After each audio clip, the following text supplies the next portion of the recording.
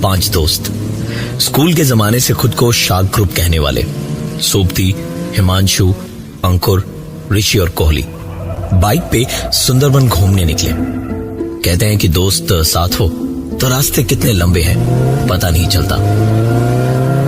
5 दोस्त बड़ी स्पीड में बाइक चलाए चले जा रहे थे कि तभी एक आवाज हुई। सोबती की बाइक का टायर पंचर हो गया था।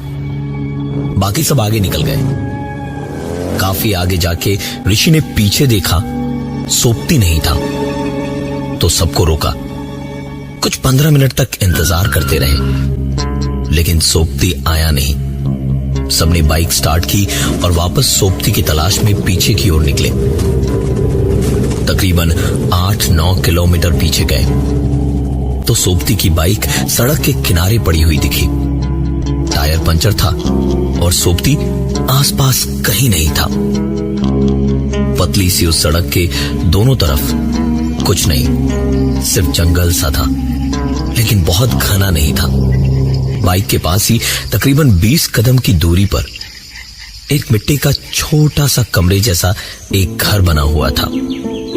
गिरी हुई बाइक और सोबती का कोई नामो निशान ना देख के अंकुर ने फोन मिलाया। सोबती का फोन बजा, लेकिन अंकुर को अपने फोन पे होती रिंग के साथ साथ कहीं सोबती का फोन भी बजता हुआ सुनाई दे रहा था। सबने इधर उधर देखना शुरू किया तो आखिरकार हिमांशु को थोड़ा ध्यान लगाने पे सुनाई दिया कि फोन उसी मिट्टी के कमरे के अंदर बज रहा है। तंतराते हुए चारों दोस्त उसके अंदर घुसे तो देखा कमरे के अंदर सामने जमीन पे सोबती आराम से सो रहा था। उसे जगाया तो सोबती ने बताया कि बाइक खराब होने पे एक लड़का वहां से गुजरा जिसने यहां इंतजार करने को कहा कि वो मैकेनिक लेके थोड़ी देर में आ जाएगा। और पता नहीं मतलब मेरी आंख कब लग गई। सोबती के इतना कहते कहते दरवाजे से एक लड़का अंदर आया। पता चला कि ये वही लड़का था। उसने बाइक ठीक करनी शुरू की और घिरता हुआ अंधेरा देख के कहा, दादा आप लोग जल्दी निकल जाओ, अंधेरा हो गया है, उसके बाद कोई फेरी नहीं मिलेगी आपको। बात भी सही थी उसकी। सुंदरबन में अंधेरा घिरने के बाद ऐसे फेरी वगैरह पे जाना मना है, लेकिन जब 5 दोस्त साथ में हो तो फिर क्या टेंशन। हंस के उड़ा दी उन्होंने उसकी बात और बाइक ठीक होने पे 5 वापस निकल पड़े आगे।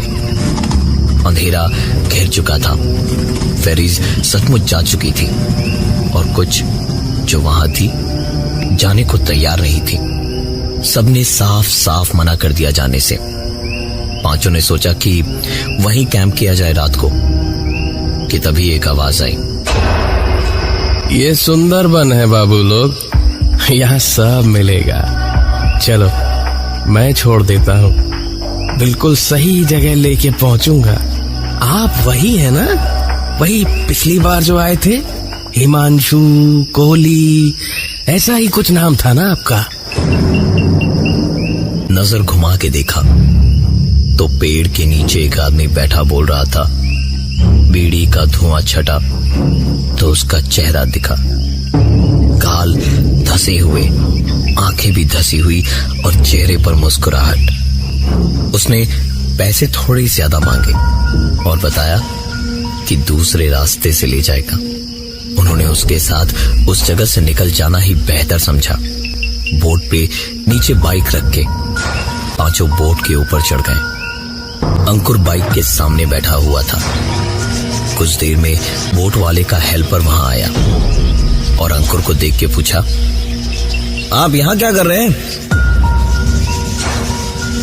अंकुर कुछ बोलने को उठा और उस तरफ पलटा तो देखा वहां कोई नहीं था।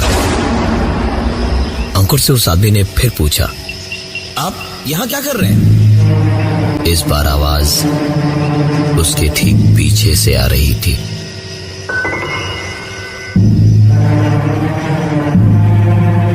अंकुर भागा भागा वहां से निकला।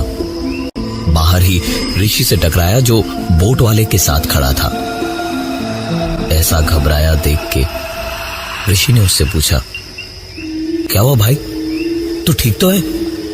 अंकुर ने पूरी बात बताई और इतना कह के वो उसे अपने साथ ले गया बगल वाले कमरे में, जहां बाकी तीनों दोस्त बैठ के मस्ती कर रहे थे, बैठ के सब बातें ही कर रहे थे, जब किसी ने दरवाजा खटखटाया।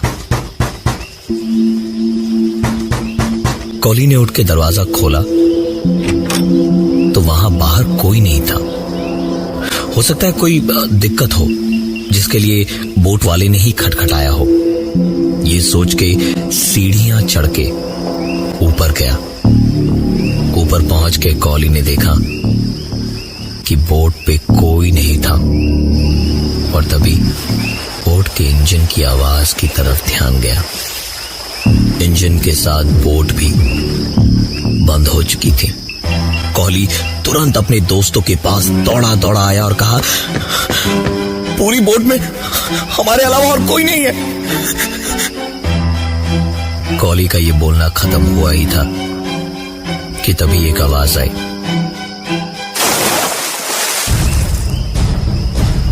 कॉली भाग के उस आवाज की तरफ पहुंचा तो देखा बोट वाला आदमी बाथरूम से हाथ पहुंचता हुआ बाहर आ रहा था।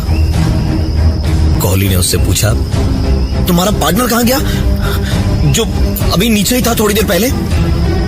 उस आदमी ने हंसते हुए कहा, पार्टनर? साहब, मेरा कोई पार्टनर नहीं है, मैं अकेला ही हूं। ये बोट मेरी है। अब आप लोग आराम से बैठिए, मैं देख के आता हूं क्या गड़बड़ है। कॉली वापस कमरे के अंदर गया और दरवाजे को बंद करके सारे दोस्त मस्ती मजाक कर ही रहे थे कि तभी दरवाजे पर नॉक हुई।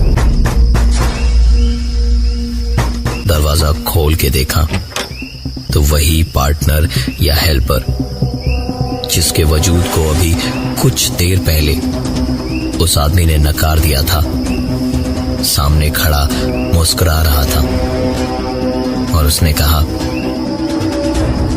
मशीन में फॉल्ट है, ठीक होने में थोड़ा वक्त लगेगा। पांचों एक साथ बोले कि तुम्हारा मालिक कहां है? उस आदमी ने हंसते हुए कहा, अरे साहिब, क्यों गरीब का मजाक उड़ा रहे हैं? बड़ी मुश्किल से पाई इकट्ठा करके बोट खरीदी है। ज्यादा पैसे होते तो इस बोट पे मैं अकेला क्यों होता, और भी लोग होते ना। उसकी बातें सुन के सबको बेहद गुस्सा आया। उन्होंने उसको पकड़ा और खींच के ऊपर ले गए। जाके देखा कहीं पर कोई नहीं है, सिर्फ यही 6 लोग हैं और इस बोट पर कोई नहीं है। सब कुछ देखने के बाद उस आदमी ने कहा, आप सबने बहुत पी ली है, आराम कीजिए, मैं बोट संभालता हूं। वापस आने के बाद 3 दोस्त सोबती, हिमांशु और अंकुर एक कमरे के अंदर बैठे और 2 एक कमरे में। जहां ऋषि और कोहली बैठे थे वहां अचानक ही खिड़की पर एक आवाज हुई। ध्यान से सुना तो ऐसा लगा जैसे कोई पानी में हाथ पैर मारता हुआ खिड़की पे खटखटा रहा हो। ऋषि खिड़की को खोलने ही जा रहा था